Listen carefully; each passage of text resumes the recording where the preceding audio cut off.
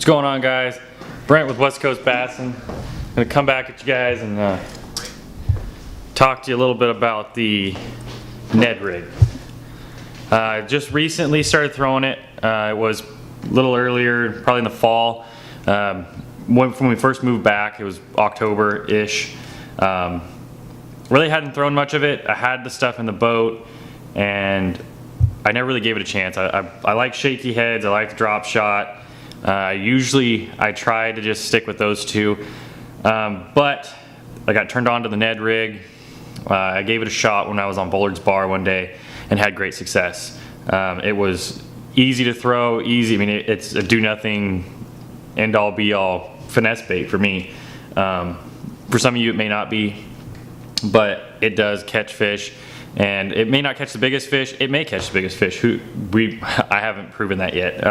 Most of my fish have been anywhere between under a pound all the way up to the 3.5 pound range. So they're getting there, but I've definitely caught bigger fish on other finesse stuff. A couple of the brands that I use are the TRD from Z-Man. I got a couple different colors. One green pumpkin, one's called the California Craw, and that's a great color. I only really throw that when it's a little clearer water, and usually when the sun's out. I don't like to throw something with a lot of flake in it when it's cloudy. I just think the fish can see it a little more. If I move on to the Robo Worms, as you can see, I'm almost out of the Aaron's Magic over here. That's a great color for like the Lake Oroville or Bullard's. Bullard's, I usually use more of the either the ox blood or I think it's called the People's Worm. But this ox blood actually has a little bit of purple and very, very minimal red flake. And I think it's a great craw imitation. I could be completely off on that, but I do know dragging that worm around up there, I get great responsive bites, usually more than if someone was throwing this one. I want to call it Witch's Tea, and I know it's not the correct color. But that is also another good color. Wow, this thing got really out of focus. And then also I have the Prism Shad. I actually drop shotted this color up on Bullard's, and it did great. I bought another package of them just to kind of refill what I had in the boat. This isn't all the finesse stuff or the Ned rig that I own, just in my DeWalt go bag over there. It's usually a bag that I'll throw in the boat when I go with, say, my dad or another friend. But I usually try to stick around either 1/10 of an ounce or an 1/8 ounce size rig. I do have a little bit heavier stuff. I think this one is, I want to say this is the 1/20th, I believe. Don't quote me on that. I'll have to look.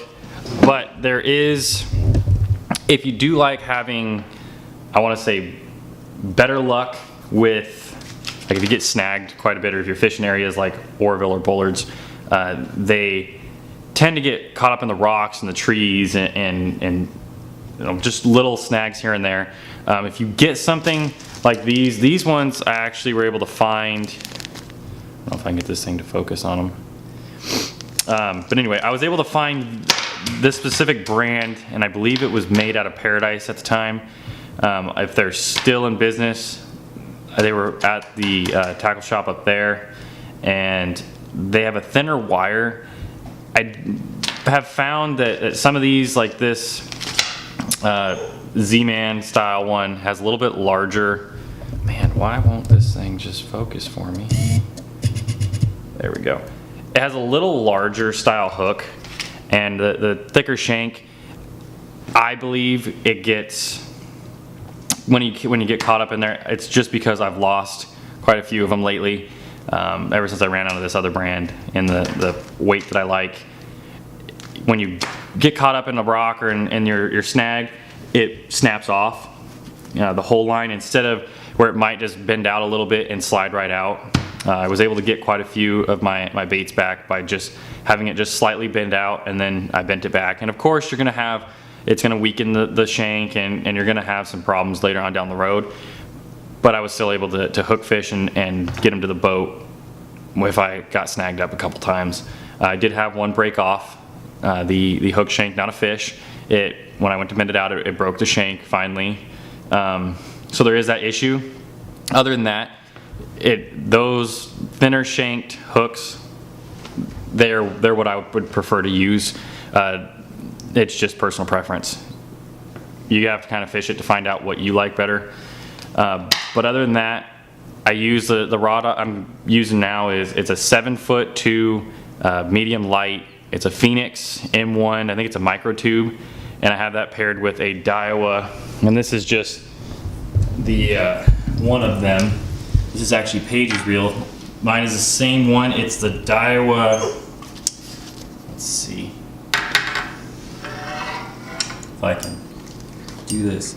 Its model number on it is RG200, or actually that's 2000 H-AB. I do not believe that it has a actual name from Daiwa. I think that is exactly what they call it on their website. I believe it's only around 60 bucks. I know she just bought this one with this new St. Croix rod that she got from Bass Pro the other day. So that one was $59.99, and I believe that was one of the last ones they had there. They have been a standout for us. We enjoy them. I think that's the only Daiwa that I currently own. She has, I think, 2 or 3 of them. But other than that, that's kind of the gear we're using. Both of us are actually using 15-pound braid to a 8-pound or 6-pound fluorocarbon leader, and it's the only way I'll go anymore. You don't get the spring on it as much as if you had just straight fluorocarbon. So if you guys are having trouble with that, try switch it up to braid. Just remember and I use electrical tape.